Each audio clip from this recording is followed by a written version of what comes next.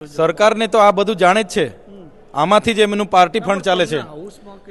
આમાંથી જ એમના જિલ્લા પ્રમુખો બધી પાર્ટી ચલાવે છે. એમના કમલોમાં હમણાં 10-10 કરોડના બનાવ્યા, એ આમાંથી જ બનાવ્યા છે. સરકાર જાણે જ છે. પણ આના માટે અમે જનતાને જાગૃત કરીશું. જરૂર લાગશે તો સડક પર ઉતરીશું, સમય આવશે તો વિધાનસભામાં પણ આવીશું.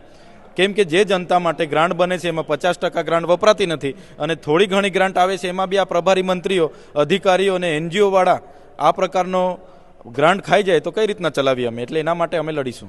અચ્છા, આદિજાતિ જિલ્લામાં ધારાસભ્યો પણ આદિવાસી સમાજથી જ હોય છે, તો એ લોકો આ મામલે તમારા સાથે કોઈ ચર્ચા કરે? હવે એ ધારાસભ્યને ખબર પડે છે કે નથી એ તો ભગવાન જાણે.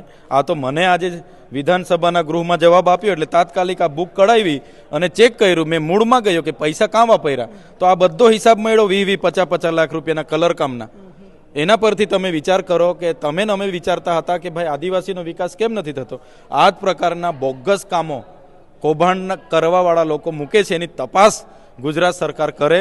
એ અધિકારીઓ પર પણ, એ NGO પર પણ અને એવા મંત્રીઓ પણ કાર્યવાહી કરે એવી અમારી માંગ છે.